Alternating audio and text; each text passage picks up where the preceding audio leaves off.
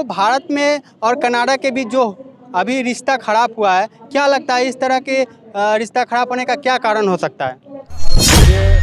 भारत के कुछ छात्र जो है कनाडा में पढ़ाई कर रहे हैं, उनके माता पिता बहुत चिंतित है, उनके लिए क्या कुछ कहना चाहेंगे? अमेरिका जैसे देश है जो भारत से दोस्ती करना चाहते हैं, वही कनाडा जो है आज इस तरह के व्यवहार कर रहे हैं भारत के साथ, क्या ये किस तरह आप इसको देखते हैं? खालिस्तान अलग राज्य बनना चाह रहा है, ऐसा क्यों? एक बहुत बड़ा सवाल है। मैं ग्राउंड में जब जाता हूं तो लोग बोलते हैं कि आप क्या बात कर रहे हैं, मोदी मोदी कर रहे हैं, आप महंगाई पे क्यों नहीं बात करते हैं? देश में महंगाई बढ़ रही है, बेरोजगारी बढ़ रही है, आपको क्या लगता है देश में महंगाई और बेरोजगारी ही मुद्दा रहेगा इस बार?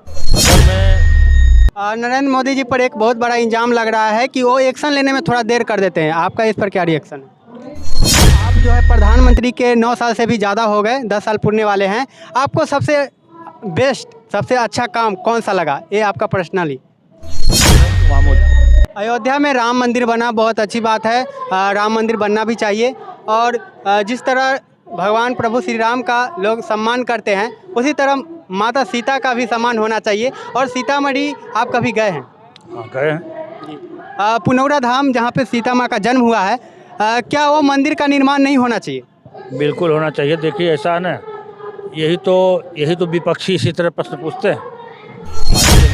आपने बहुत अच्छा बात बोला कि सिलेंडर का दाम कमा है, लेकिन वही आम जनता और विपक्षी का सवाल है कि क्या 9 साल में 200 रुपया कम कर दिए हैं मोदी जी, तो क्या बड़ा एहसान कर दिए? अभी देश में जो है भारत का जो मांग चल रहा है कि भारत नाम होना चाहिए, इंडिया नाम जो है उनको हटाने की बात चल रही है, तो इस पर आपका क्या बयान है?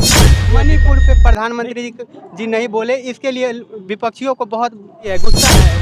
नमस्कार, मेरा नाम है अर्जुन गुप्ता और आप देख रहे हैं समाचार हाईवे। अभी मैं उपस्थित हूँ दिल्ली में और यहाँ से आपको बीजेपी के एक नेता जुड़ चुके हैं और वो देश में जो अभी भारत और कनाडा के बीच रिश्ता खराब हुआ है उसके ऊपर कुछ चर्चा करना चाहते हैं। चलिए यहाँ पे उपस्थित नेता से बात करते हैं। जी, आपका शुभ नाम? मेरा नाम डॉक्टर महेश्वरी कांत पांडे है। मैं उत्तर प्रदेश आजमगढ़ का रहने वाला हूँ और वहाँ जो है पूर्व जिला उपाध्यक्ष। जो भारत में और कनाडा के बीच जो अभी रिश्ता खराब हुआ है, क्या लगता है इस तरह के रिश्ता खराब होने का क्या कारण हो सकता है?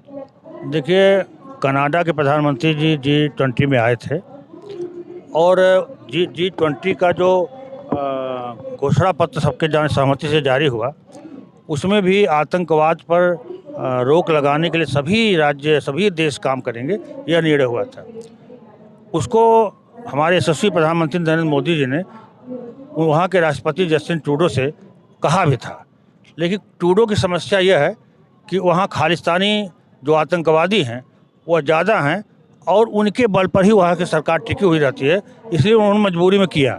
लेकिन मैं यह कहना चाहूँगा कि एक राष्ट्र किसी आतंकवादी के भरोसे अगर चला करके आप अपने देश को बचाना चाहते हैं या अपनी सत्ता बचाना चाहते हैं, तो ऐसी स्थिति में इतना ज़रूर मान लीजिए कि अगर कनाडा नहीं सुधरा तो उसका पाकिस्तान से भी ज़्यादा बुरा हाल होगा, क्योंकि जो गड्ढा खोदता है वह ज़रूर उसमें गिरता है।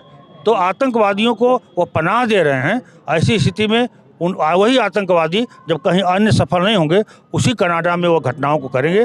तब जस्टिन ट्रूडो को अपनी गलती का एहसास हुआ। बाकी भारत सरकार का जहाँ तक प्रश्न है, आप जानते हैं कि हमारे यशस्वी प्रधानमंत्री नरेंद्र मोदी जी के नेतृत्व में जो सरकार चल रही है, उसमें जो विदेश मंत्रालय है या जयशंकर जी पहले राजनयिक रह चुके हैं, वो बहुत ही अच्छा रोल प्ले कर रहे हैं। हमारे जयशंकर जी और अजीत डोभाल जो प्रधानमंत्री जी के बहुत करीब हैं, इस समस्या पर उन लोगों का बिल्कुल ध्यान है। वहाँ के एक हाई कमिश्नर, वहाँ के साथ प्रधानमंत्री ने जो है एक हाई कमिश्नर हमारे वापस भेजा। हमने भी उनके हाई कमिश्नर को वापस भेजा है और कड़े शब्दों में इसकी निंदा किया है और इसका प्रभाव निश्चित रूप से विश्व में पड़ेगा और कनाडा अलग थलग हो जाएगा। भारत के कुछ छात्र जो है कनाडा में पढ़ाई कर रहे हैं, उनके माता पिता बहुत चिंतित है, उनके लिए क्या कुछ कहना चाहेंगे? देखिए, यूक्रेन में युद्ध हो रहा था, रूस और यूक्रेन का, तो आप सभी लोग जानते हैं कि जो काम भारत की सरकार नरेंद्र मोदी जी के नेतृत्व में किया कि जब भारतीय छात्रों को निकालना था, उस दिन दोनों देशों ने युद्ध बंद कर दिया था ये अवसर प्रदान किया था।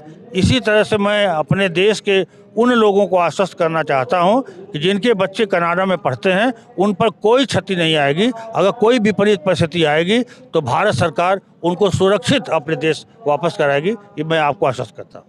खालिस्तान अलग राज्य बनना चाह रहा है, ऐसा क्यों? भारत में जो क्या कहते हैं कि अपने पंजाब के लोग हैं, उन्होंने तो खालिस्तान की मांग नहीं किया, तो जो दूसरे देश में हैं उनके खालिस्तानी मांग पर जो है हमारी सरकार क्यों विचार विमर्श करे? प्रश्न ये भी है ना।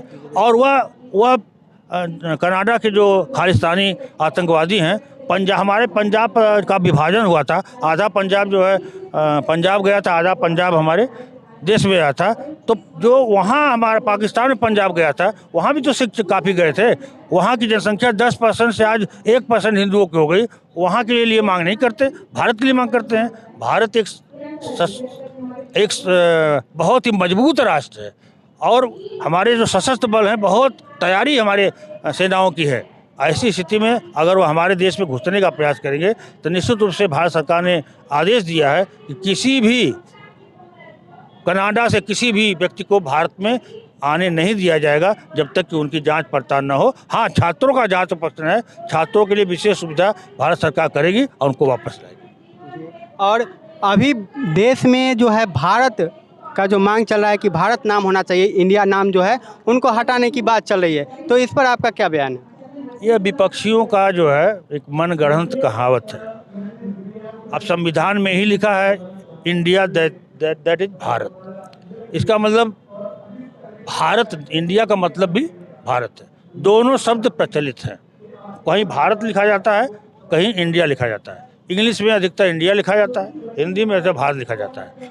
तो यह नरेंद्र मोदी जी की जो सरकार है वो राष्ट्रवादी सरकार है।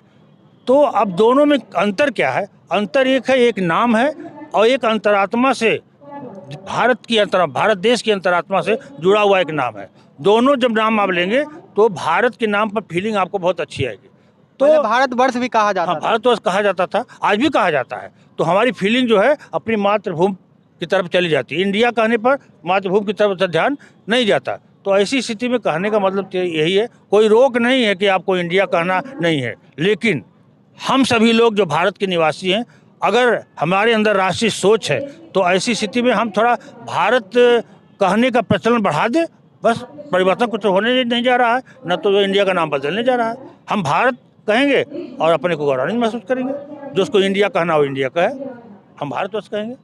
अमेरिका जैसे देश है जो भारत से दोस्ती करना चाहते हैं, वही कनाडा जो है आज इस तरह के व्यवहार कर रहे हैं भारत के साथ। क्या ये किस तरह आप इसको देखते हैं? निश्चित रूप से अमेरिका के जो राष्ट्रपति जी हैं जो बाइडेन, उनसे भी प्रधानमंत्री, यशस्वी प्रधानमंत्री नरेंद्र मोदी जी ने बात किया है और यह सूचना दी गई है कि कनाडा को ऐसी गतिविधियों से अलग थलग किया जाए, अन्यथा उनके परिणाम बुरे होने वाले हैं।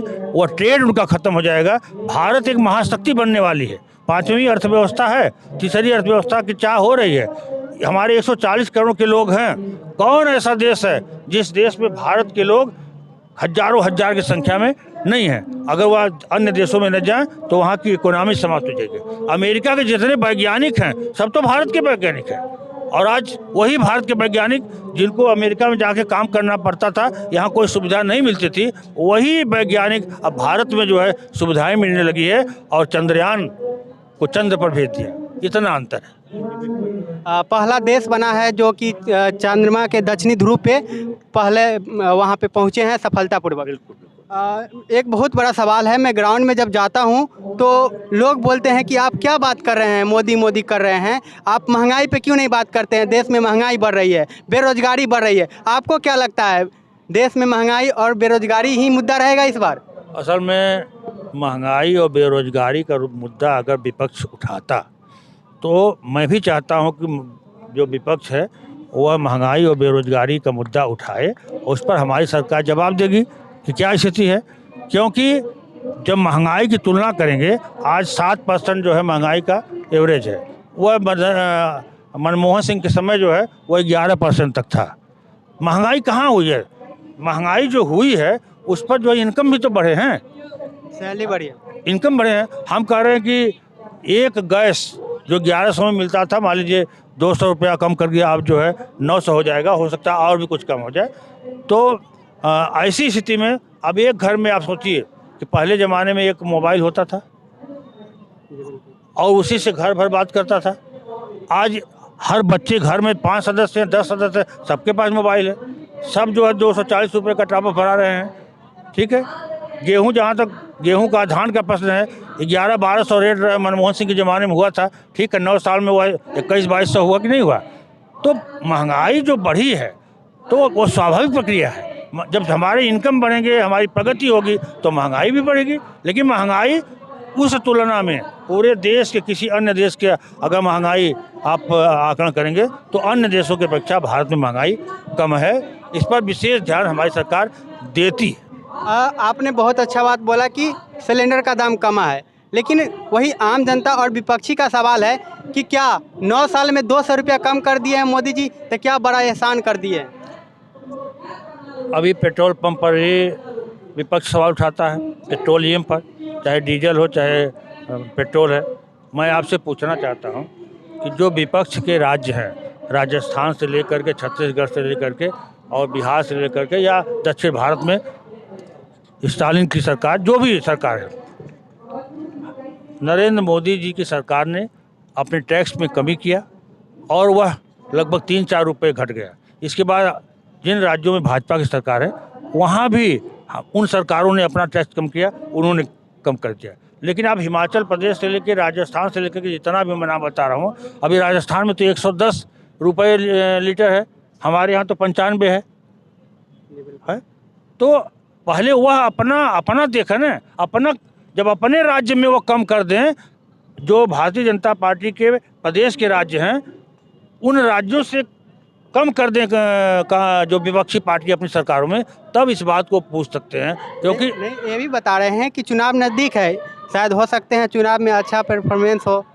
अच्छा, किसी वजह से चुनाव तो हमेशा आते हैं, इसीलिए तो एक नेशन, एक जो है इलेक्शन पोल जो है बात आ रही है। चुनाव कब नहीं है, हर 2-4 महीने पर चुनाव आ जाता है, 2-3 राज्यों का चुनाव आ जाता है, कोई ना कोई पंचायत का कोई ना कोई चुनाव आ जाता है। तो आखिर ये सब काम होंगे क्यों नहीं, कैसे होंगे? कभी तो कभी करना है। और जब सरकार कोई काम करेगी तो विपक्ष हमेशा कहता है कि इस चुनाव को लेकर के किया, क्योंकि कहीं ना कहीं चुनाव होता रहता है। इसीलिए तो भारतीय जनता पार्टी, नरेंद्र मोदी की सरकार ही तो चाह रही है कि वन नेशन वन पोल हो। इस पर विपक्ष जो तैयार नहीं हो रहा है। नरेंद्र मोदी जी पर एक बहुत बड़ा इल्जाम लग रहा है कि वो एक्शन लेने में थोड़ा देर कर देते हैं, आपका इस पर क्या रिएक्शन है?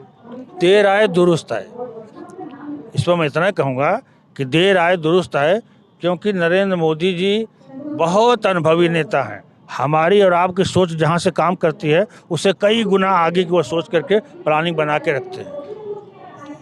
क्या कहते हैं, पुलवामा हुआ तो बालाकोट हुआ कि नहीं हुआ, 370 हटा कि नहीं हटा, तलाक हटा कि नहीं हटा, तमाम योजनाएं लॉन्च की गई नहीं की गई, तो की गई। लेकिन एक सवाल है, मणिपुर पे प्रधानमंत्री जी नहीं बोले, इसके लिए विपक्षियों को बहुत आती है, गुस्सा है उसमें। मैंने 1 घंटे ज़्यादा, 1.25 घंटे लगभग मणिपुर पर ही बोला, और विपक्ष ने भी जो मुद्दा उठाना चाहिए था, क्या उस तरह से मुद्दा उठाया?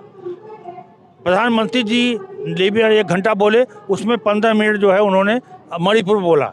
लेकिन विपक्षियों ने अपना मुद्दा उठा करके, और जब प्रधानमंत्री जी का वक्तव्य सुनना था तो वॉकआउट बिल्कुल बोले जी, बिल्कुल बोले। हाँ। लेकिन वही जनता ये भी ना कहा एक्शन लेने में देर कर दे रहे हैं, तो बस यही सवाल था। तो इसमें एक्शन लेने में कहाँ दिया? हमारे अब तक के इतिहास में हमारे गृह मंत्री अमित शाह जी वहाँ जब जो अविश्वास आया था उसके पहले की बात कर रहे हैं, 3 दिन का दौरा कर चुके थे, और हमारे गृह राज्य मंत्री नित्यानंद राय जी पूरा 15-16 दिन, 21 दिन शायद जो है वह वहाँ पर कैंप किए थे। इसके पहले भी तमाम जगह दंगे हुए हैं, मणिपुर में भी कई दंगे हुए, इसके पहले हुए, पहले भी हुआ था, पहले भी हुआ है। आप कोई विपक्षी नेता एक नाम बता दे अपने गृह मंत्री का या किसी अन्य नेता का, राष्ट्रीय स्तर का नेता, जो मणिपुर में उस समय की घटनाओं में गया हो शांति स्थापित करने के लिए। लास्ट सवाल है, प्रधानमंत्री के 9 साल से भी ज़्यादा हो गए, 10 साल पूरने वाले हैं, आपको सबसे बेस्ट, सबसे अच्छा काम कौन सा लगा? ये आपका पर्सनली, आपको? मेरा पर्सनली अगर पूछे हैं ना, तो मैं सैन्य विज्ञान का विद्यार्थी रहा हूँ और डिफेंस का, और उसमें हम लोग पढ़ते थे 85-86 में, ये नॉन अलाइन मूवमेंट, गुट निरपेक्ष आंदोलन, ये परमाणु बम, ये एक समान नागरिक संहिता, ये सब तमाम भाजपा के मुद्दे में हुआ करता था। तो हम लोग, मैं 87 में ज्वाइन किया भाजपा, और इसी भावना के साथ ज्वाइन किया, मैंने किसी नेता को ज्वाइन नहीं किया। लेकिन आप देख रहे हैं कि जिस वजह से हम लोग ज्वाइन किए थे, 4-5 पॉइंट था, उसमें राम मंदिर था। राम मंदिर बन गया लगभग, समझिए 21 जनवरी को उसका उद्घाटन होने वाला है। यही कहते थे कि मंदिर कब बनाएंगे, तारीख नहीं बताएंगे, कहते थे ना, तारीख भी बता दिया। इसके बाद जो है आपका परमाणु, अटल बिहारी वाजपेयी जी ने परमाणु बम बना दिया। 74 में जैसे कोई क्रम तो चलता रहता, 74 में ही पोखरण में ही जो है इंदिरा गांधी ने विस्फोट किया, लेकिन परमाणु बम बनाने की घोषणा नहीं किया और कहा कि हम शांति स्थापित करने में इसका प्रयोग करेंगे। इसके बाद 90 से लेकर के 92 नरसिम्हा राव जी आए, फिर कई सरकारें आई, किसी सरकार ने हिम्मत नहीं की, जबकि वैज्ञानिक कहते थे कि हम परीक्षण के लिए तैयार हैं, परमाणु बम बनाने के तैयार हैं, लेकिन हमारी सरकारें जो है उसको हिम्मत नहीं जुटा पाते थे। लेकिन अटल बिहारी वाजपेयी ने विदेशी शासकों, राज्यों के दबाव को दरकिनार करते हुए 98 में परमाणु परीक्षण किया और परमाणु बम बना करके साबित भी कर दिया कि अभी देश परमाणु संपन्न है। इसी तरह समान नागरिक संहिता यह भी आने वाली है। और जहाँ तक अन्य योजनाओं का प्रश्न है, तो मुझे तो देखिए लगता है 2-3 योजनाएं कि वास्तव में जब प्रधानमंत्री शपथ लिए थे और दंडवत प्रणाम उन्होंने संसद का किया था, तो कहा था कि स्वच्छता पर हम ध्यान दें, क्योंकि हमारे, आप पता नहीं गांव से रहने वाले हैं या शहर के रहने वाले में, गांव से होंगे तो देखे होंगे कि शुरुआती दौर में जो है महिलाएं शाम को जाती थी, रोड पर जो है बैठती थी, कोई गाड़ी आती तो उठती थी, तो बहुत बड़ा उसको जो है बड़ा ख़राब लगता था। लेकिन प्रधानमंत्री जी ने 1100 करोड़ शौचालय बनाया।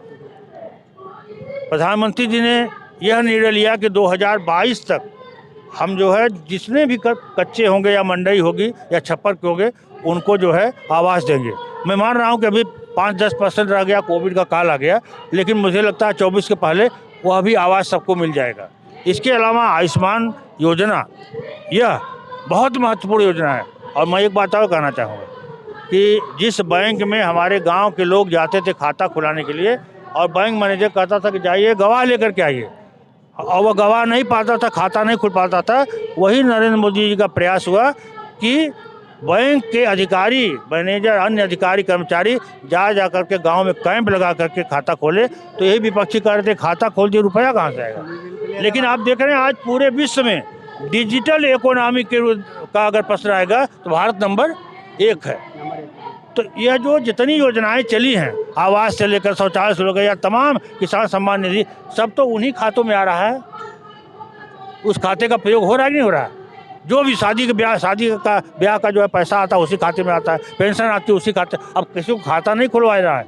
जो खाता खुलवाने के लिए ये जनधन खाता जो है ये बहुत इम्पॉर्टेंट था, ये मैं कहना चाहूँगा। एक और सवाल लूँगा कि आपके पास नरेंद्र मोदी और योगी आदित्यनाथ जी आए, आप दोनों में किसको पसंद करेंगे? क्योंकि आप बीजेपी के नेता भी हैं, और आप दोनों में किसको सबसे ज़्यादा पसंद करेंगे? अरे राज्य में योगी जी पसंद हैं, केंद्र में मोदी जी पसंद हैं। अब दोनों लोग केंद्र में तो है नहीं कि तुलना किया जाता। राज्य में योगी जी पसंद है क्योंकि उन्होंने जो बुलडोजर की व्यवस्था किया है, कानून व्यवस्था को जो कायम किया है, इसलिए योगी जी पसंद है। और पूरे विश्व में भारत का नाम कर दिया कि ऑस्ट्रेलिया से लेकर के अमेरिका तक जहाँ भी गए, वहाँ जो है सब राष्ट्राध्यक्ष नतमस्तक हो गए। कहीं कहीं तो पैर भी छुए, देखा ना आपने। तो राष्ट्रीय स्तर पर और अंतर्राष्ट्रीय फलक पर हमारे मोदी जी की कोई तुलना नहीं है। और प्रदेश में शासन करने और ये जो गुंडागर्दी है, जो कानून व्यवस्था है, इसको सुधारने में योगी जी का कोई स्थान नहीं है। दोनों अपने स्थान पर हमको पसंद है। यहाँ योगी जी पसंद है, वहाँ मोदी जी। अयोध्या में राम मंदिर बना बहुत अच्छी बात है, राम मंदिर बनना भी चाहिए। और जिस तरह भगवान प्रभु श्री राम का लोग सम्मान करते हैं, उसी तरह माता सीता का भी सम्मान होना चाहिए। और सीतामढ़ी आप कभी गए हैं? हाँ, गए हैं। पुनौरा धाम जहाँ पे सीता माँ का जन्म हुआ है, क्या वो मंदिर का निर्माण नहीं होना चाहिए? बिल्कुल होना चाहिए। देखिए ऐसा है ना, यही तो विपक्षी इसी तरह प्रश्न पूछते हैं भारतीय जनता पार्टी से, जो विपक्ष के नेता हैं यही पूछते हैं। लेकिन यह शासन सत्ता है, धीरे धीरे डेवलप होता है। आज भारतीय जनता पार्टी की सरकार प्रदेश में है योगी जी और देश में है मोदी जी। इन लोगों का जो सामंजस्य है, इसीलिए तो चाहे आप काशी का विश्वनाथ मंदिर लो, उज्जैन हो, चाहे जो है ये अयोध्या हो, प्रयागराज हो, या यही नहीं, मैं तो आजम यहाँ की बात तो नहीं बता पाऊँगा, लेकिन आजमगढ़ में कम से कम 10 तीर्थ स्थलों पर जहाँ मंदिर हैं, वहाँ 10-10 लाख, 15-20 लाख जो है हमारी सरकारों ने दिया है उनके पुनरुद्धार के लिए। कोई अन्य सरकार करेगी? नहीं करेगी। तो समय आएगा तो उसको, अभी आज ही जो है हमारे यशस्वी प्रधानमंत्री नरेंद्र मोदी जी ने बनारस में जो है एक अंतर्राष्ट्रीय स्टेडियम का शिलान्यास किया है। सभी हमारे क्रिकेटर, बहुत ख्याति लब्ध क्रिकेटर आए थे। तो कहने का मतलब यह है कि सभी काम एक साथ नहीं होते हैं। जब वह मंदिर बन जाएगा, चूँकि राम का मंदिर एक बहुत ही दुरूह कार्य था, अगर भाजपा सरकार केंद्र में नहीं रही होती तो लटकाने भटकाने का काम ही तो चल रहा था। तो हमारी सरकार ने कोई मंदिर नहीं बनवा रही है, हमारी सरकार ने तो यह काम किया कि जो मंदिर बनाने में बाधाएं थी, उस बाधाओं को दूर करते गए और मंदिर बन गया। उसी तरह से जहाँ तक राम का प्रश्न है, सीता बिना अधूरा ही है, और पहले सीता राम ही कहा जाता है, ठीक है। और चाहे हम सीता, अभी विपक्ष वालों से कहेंगे ना, तो विपक्ष वाले कहेंगे कि कहीं सीताराम नहीं कह रहे हैं, कहीं जय श्री राम कह रहे हैं। मैं आपको अंतर समझाना चाहता हूँ, सीताराम और श्री राम में भी श्री किसको कहा जाता है? लक्ष्मी को। और राम किसके अवतार हैं? विष्णु के। वहाँ भी तो वही चीज़ है, श्री राम में भी सीताराम ही है और सीताराम है ये हैं। बस विपक्षियों के समझने का फेर है, वो समझ नहीं पाते हैं। बहुत बहुत धन्यवाद हमारे चैनल से जुड़ने के लिए। और मैं आपको बता दूं कि अगर बिहार में बीजेपी की सरकार होती, अगर डबल इंजन की सरकार होती, तो शायद सीतामढ़ी का भी भाग्य उदय होता और सीतामढ़ी में भी माता सीता की मंदिर बन पाता। और बाकी वीडियो कैसा लगा कमेंट में ज़रूर बताइएगा, और चैनल पर नए तो चैनल को सब्सक्राइब कर लीजिए। और मिलते हैं किसी नेक्स्ट वीडियो के साथ, तब तक के लिए इतना ही। जय हिंद, जय भारत।